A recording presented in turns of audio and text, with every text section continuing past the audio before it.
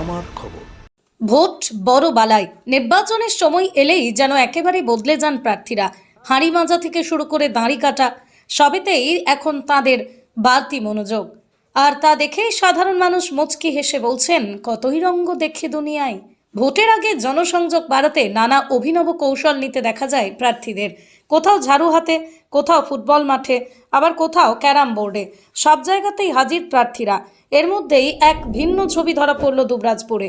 সেখানেই বিজেপির বিধায়ক তথা এবারের প্রার্থী অনুপ সাহাকে দেখা গেল গ্রামের এক বাসিন্দার দাড়ি কামাতে। এই ঘটনাকে ঘিরে ইতিমধ্যেই শুরু হয়েছে রাজনৈতিক কটাক্ষ। দুবরাজপুরের তৃণমূল কংগ্রেস প্রার্থী তথা প্রাক্তন বিধায়ক নরেশচন্দ্র বাউরি এই ঘটনাকে তীব্রভাবে কটাক্ষ করে বলেন, ভোট এলেই এসব নাটক শুরু হয়, মানুষ সব বুঝতে পারছে। সব মিলিয়ে ভোটের বাজারে এবারও জমে উঠেছে নতুন নতুন চমক, আর তা নিয়ে চর্চাও কম নয় এলাকায়। দেখুন, আমরা জনসংযোগে বেরিয়েছি প্রতিটা মুহূর্তে। এমন একটা মুহূর্তে দেখলাম একজন বরিষ্ঠ মানুষ যিনি দাড়ি কাটার জন্য বসেছেন, এবং আমি তাকে সহযোগিতা করার সাথে সাথে তার সাথে কথা বলা, তিনি কেমন আছেন জিজ্ঞেস করা, এবং আগামী 23 এপ্রিল যে নির্বাচন আছে সেই আমন্ত্রণ তাকে জানালাম। আসলে এই মুহূর্তে মানুষের এত ব্যস্ততার মধ্যে আমরা তাদের সাথে কথা বলছি।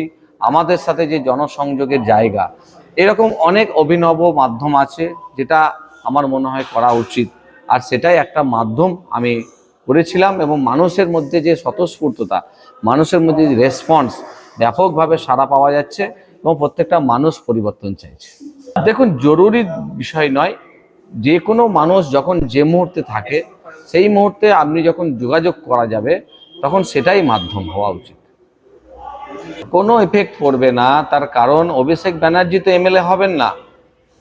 এখানকার মানুষ এমএলএকে চায়, এমএলএর কাজকে চায়, এমএলএকে সবসময় অ্যাভেলেবেল প্রতিটা মুহূর্তে পাশে পেতে চায়। তাই অন্য জায়গা থেকে এসে টাটা বাই বাই, তোমার দেখা নাই রে, তোমার দেখা নাই, অভিষেক ব্যানার্জি কেন, অন্য কেউ এলেও এখানকার প্রত্যেকটা মানুষের মনে পদ্মফুল আছে, পদ্মফুলই থাকবে। প্রার্থী ছিল, কিন্তু তিনি এখানকার মানুষ ছিলেন না, আর এখানকার বিধায়ক হিসাবেও ছিলেন না। তাই মানুষ প্রত্যেকের মনে পদ্মফুলি আছে। তিনি যে দলের হয়ে দাঁড়িয়েছেন সেই দলের কর্মীরাও তার পাশে নেই।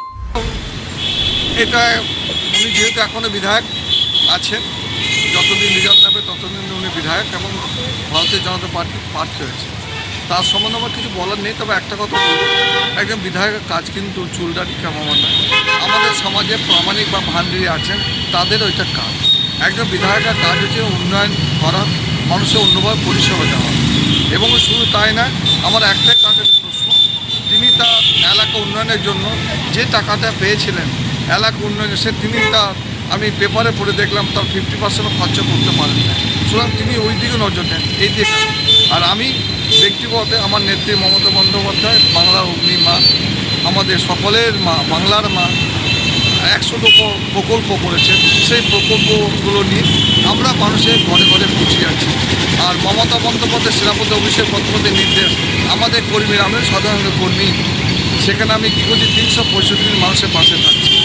আর একটা আমরা বলেছি, মমতা বন্দ্যোপাধ্যায় লক্ষ্মী ভাণ্ডারে 500 টাকা বৃদ্ধি করলেন, আর নরেন্দ্র মোদী কী করলেন, গ্যাসে 60 টাকা বাড়িয়ে দিলেন।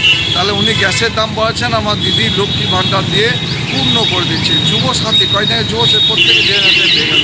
আজকে যারা চাকরি ফর্ম ফিল আপ করবে কোনো জায়গায়, মায়ের কাছে বাবাদের চাইতে হবে, দিদি যে টাকাতে তাকেই দিলাম।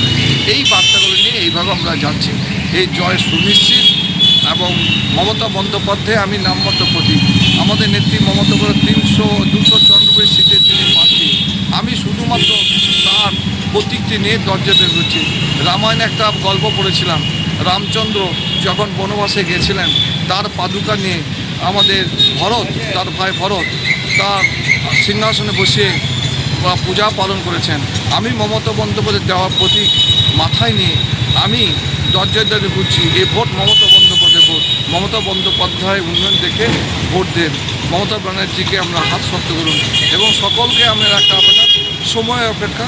মমতা বন্দ্যোপাধ্যায় 2026 সালে 4র্থবারে মুখ্যমন্ত্রী, ভারতবর্ষের সেরা মুখ্যমন্ত্রী।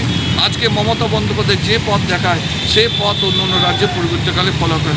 একটা কাজে বাংলা পথ দেখায়, মমতা বন্দ্যোপাধ্যায় পথ দেখাচ্ছেন সারা ভারতবর্ষ। বীরভূম জেলায় সেনকো গোল্ড অ্যান্ড ডায়মন্ডসের মেগা শোরুম এখন বোলপুরে নতুন রূপে শান্তিনিকেতন রোডের উপর ইয়েস ব্যাংকের কাছে দক্ষ কারিগরিতে তৈরি হালকা থেকে ভারী ওজনের আধুনিক ডিজাইনের সোনা, হিরে, প্লাটিনাম, রূপোর গয়নার বিপুল সম্ভারের সঙ্গেই ডিটল এই শোরুমে রয়েছে কস্টিউম, জুয়েলারি এবং গ্রহরত্ন। বিভিন্ন সময় আকর্ষণীয় নানান অফার তো আছেই। বিস্তারিত জানতে যোগাযোগ করুন 8001607007 এই নম্বরে। দেখতে চোখ রাখুন আমাদের ফেসবুক ও ইউটিউব চ্যানেলে।